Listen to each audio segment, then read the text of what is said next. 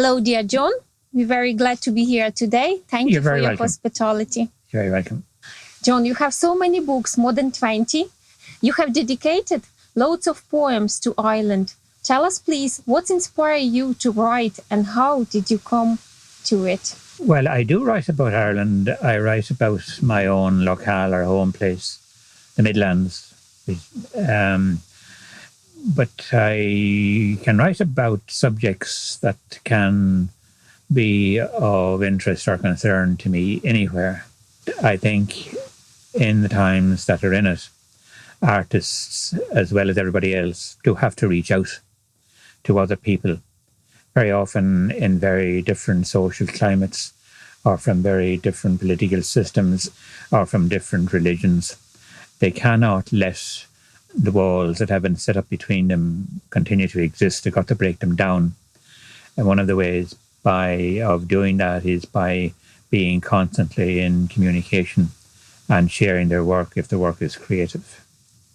You're an activist of Amnesty International, the organization that protects human rights. In your opinion, what rights every human being should have? Well, there are very basic rights. First of all, there's the basic right to a roof over one's head and a roof over one's family. And that's one of the most basic, as well as that, the right to freedom, to be able to travel to and fro without hindrance, the right to education, the right to employment, the right to develop one's talents, the right to exist in freedom like every other human being. They would be, for me, the basic ones. Thank you so much. That's very important rights. It is, and it's amazing that now in the 21st century, there are so many peoples who are still without those basic rights. It's something that has to be worked at all the time. Absolutely. I think it's a fundamental aspiration to live creatively. The responsibility is on everybody to develop his or her talents and to develop them in service, primarily for the good of all. And out of the good of all will come back the good of the individual. That's the way it has to be, not the other way around. Because if it is the other way around, there's self-aggrandizement, there's building up of capital for oneself. And ultimately, what will happen is, even in life, what you try to hold, you will lose. But what you give will return to you. I've always found that personally. And it's also a truism as well that various religions over the years would have enunciated as well. So I think to live creatively means, first of all, to live in freedom, to develop oneself, to develop one's talents, so that the goods of all belong to all. Great. Thank you so much. John, we know that you was for a long time head of the School of Humanity of Waterford Institute of Technology. Based on your experience, how do you think educational system should look in the creative society? Well, first of all, one presumes education to exist as a basic right, and also equality in education and access to education. So education just shouldn't be for the privileged. There was a time, as you probably know, in Ireland, during what were called the penal days, education was refused to a broad swathe of people. But generally people fought their way back, and instead of the primary schools we know now, there were the hedge schools. So deep in the heart of people is the need to learn more about themselves, about society, about the universe, to progress themselves. And what's important is that this doesn't stop at primary or secondary or third level, but goes on right to fourth level to research. And that this should be fully supported by the state. At the moment, it's not. Even at primary level, one can see disparities in that if I'm a kid and my parents are rich, well, they could probably pay for music classes or they could pay for art classes that the young lad down the road can't have because his parents can't afford them. So I would object to all of that, and this should continue all along, because in some parts of the world, while education is free, or for the most part, at first level, at primary, and at second level, or high school, while that's mostly free, it's a very different story when it goes on to university or to third level. There, people are expected to take out loans to finance themselves, and that has a crippling effect on millions and millions of people. It is the policy of one presidential candidate in the US, Bernie Sanders, for whom I have a great admiration.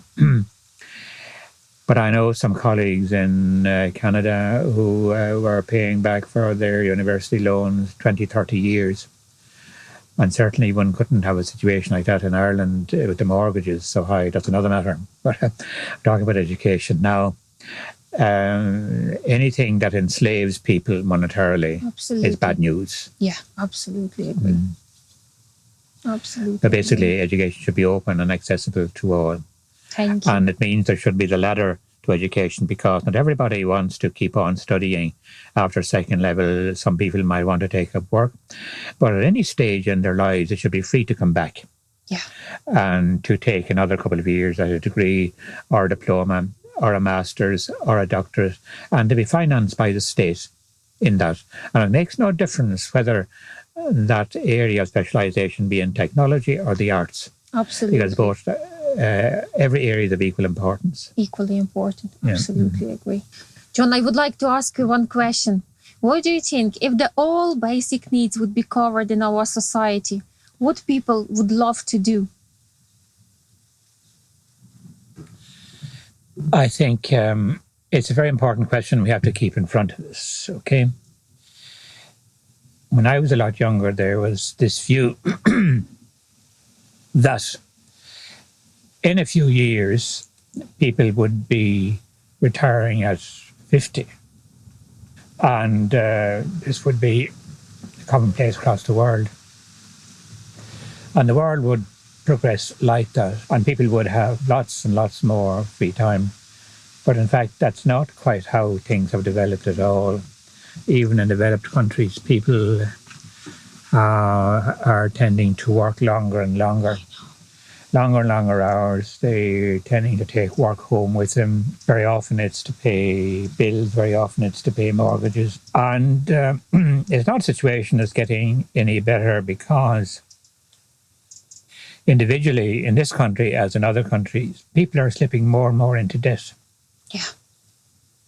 They may not realise it, but they're living on borrowed money. Until we sort that out, we're never going to sort out the larger problems. But presuming that we can sort out the first problem, well, then people really should be able to live much happier lives and be able to devote themselves to whatever keeps them happy and keeps their families happy, and learn more about other peoples across the world. And then hopefully that will be in the context of a world society where there won't be any borders anymore, where there won't be any customs anymore, customs only as welcoming points. And people will be made welcome wherever they go. So that if people come from Ukraine to Ireland, they're made welcome. People go from Ireland to Ukraine, they're made welcome. If people go from one side of the world to the other, they're made welcome. And that becomes a basic way of living. So the amount of joy that people can get from this will be tremendous, as well as exploring all the areas of the world that are to be explored, which is starting with one's own country. And not only this planet, but also travel to other planets. I mean, that is becoming more and more feasible. There may come a time when, away on the Aeons in future, it may be necessary. But hopefully that's millennia away. So people turn away from violence and turn away from war and turn away from killing and they don't accept that anymore. And this is where I think modern technology has such an important part to play, because through Facebook now, through internet, I can write to anybody in New Zealand who writes back to me immediately, or people can communicate instantly across the world. And if people who are of goodwill continue communicating, and more of them continue communicating and standing up for the rights of others, well, then society should improve. But this has to be done in a way that will make it impossible for autocrats or for regimes that are backed up by military and by armaments to function. There's no need for them anymore. If people are living in peace, there's no need for armaments. Absolutely. There must come a time when people stand back a bit from themselves and say, look, what I believe in, that other group believes in, and the group over there believes in. So why don't we all get together and pool all the good things that we have and forget about all the things that are negative? All the things that are negative for me would be certain areas of fundamentalism in religion that we certainly don't need anymore. We don't need hate preached. We don't need some idea of the chosen preached. Everybody is chosen. Absolutely. So let's start on that principle then, and let's share our ideas. So I think we need to change a lot of things, you know. We don't need to be divided now anymore. We need to come together now. We need to. So let's see what's obstructing that. Yeah, absolutely agree. Yeah. And how do you see true happiness? True happiness? Yeah. I think it's the ability to be happy with small things rather than large things. Whatever one makes one happy. It can be just watching a bird flying, hearing a bird singing. It can be listening to kids playing. It can be a whole multitude of things. And happiness just for being alive, just to be able to say, I'm thankful for living, for being allowed to live, okay? For being able to live, and being thankful for one's life and for whatever has happened to one. And this can be sometimes not only good things, but things that may have been difficult. You know, so it's kind of a contradiction in terms, because I think there's a phrase, actually it's in the title of the book, How the Light Gets In. It's a very old phrase going back to Sufi wisdom. It's through a crack, it's through a fault that the light gets in. In other words, there's a crack in something and the light gets in.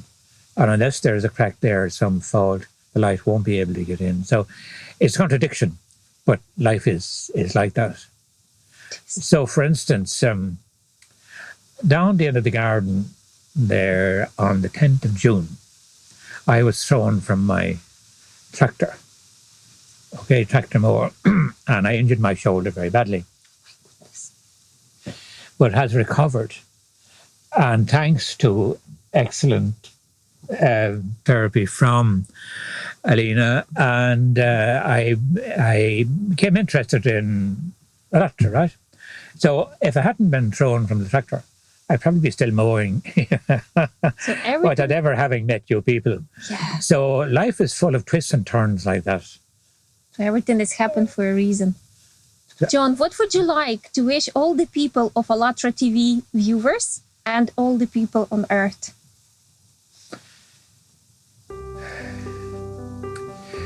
Well, that ALLATRA would be able to bring to fruition the 8 foundations.